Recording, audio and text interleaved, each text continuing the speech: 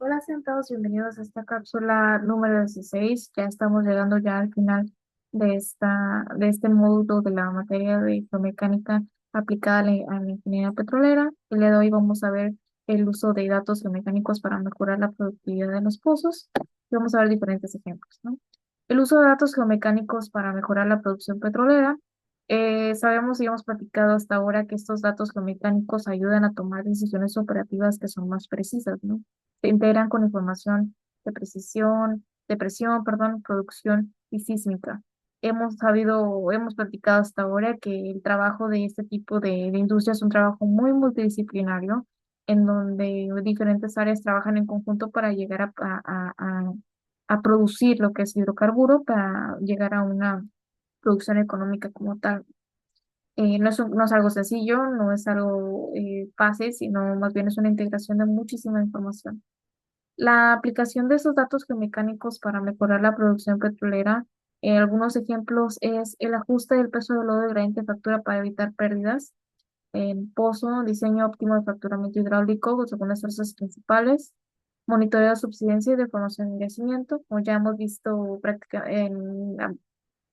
en la cápsula pasada con respecto al modelado de lo que son estas fracturas, el control de producción de arena en zonas no consolidadas y parte de los beneficios, pues bueno, mayor recuperación de hidrocarburos, reducción de costos de intervención, prevención de fallas estructurales y todo este diseño mecánico del pozo que busca, pues bueno, mantener una estabilidad del hoyo y proteger la integridad del revestimiento.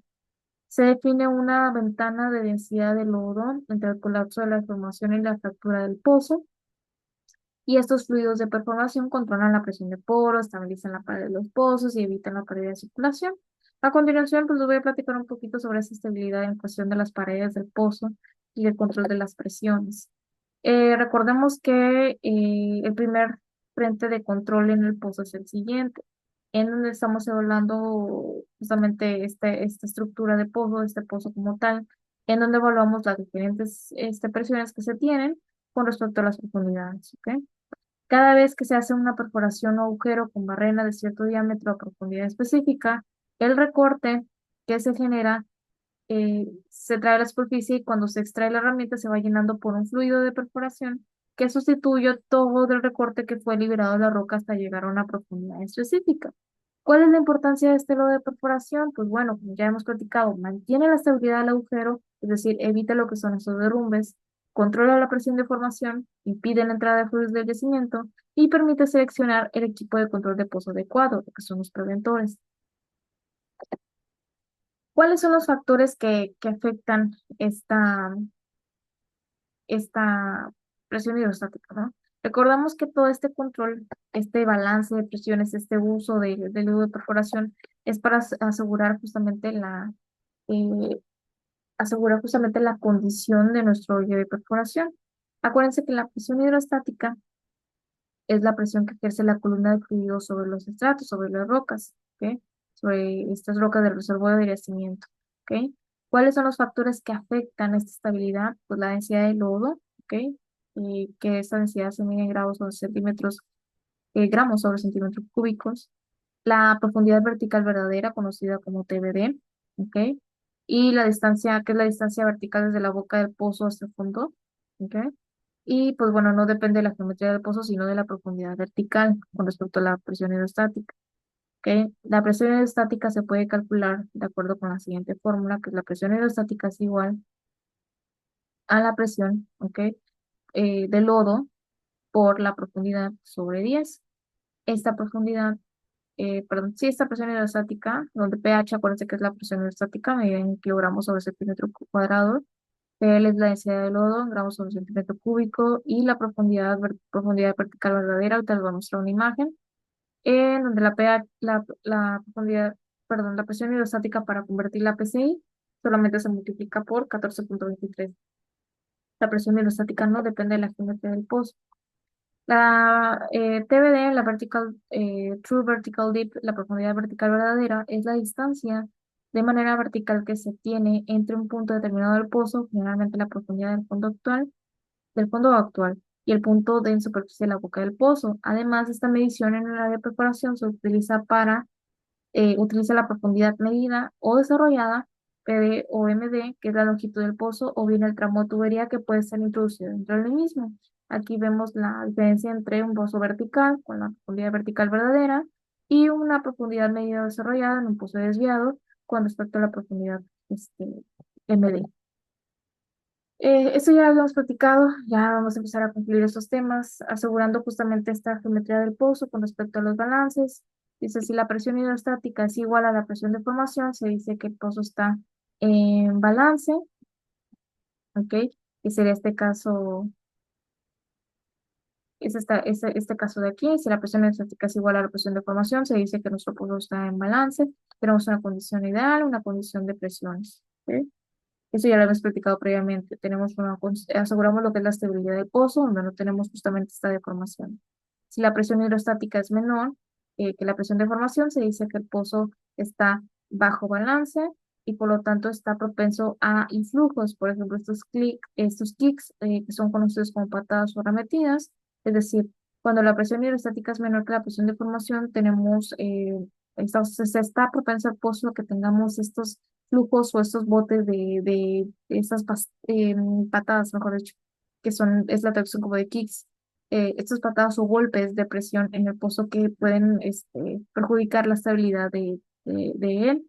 Y pues bueno, el sobrebalance, tenemos un pozo deformado, mecánicamente dañado. Lo que se busca prácticamente es no dañar lo que son las paredes de nuestro pozo, porque si dañamos las paredes de nuestros pozos, eh, eh, comprometemos las propiedades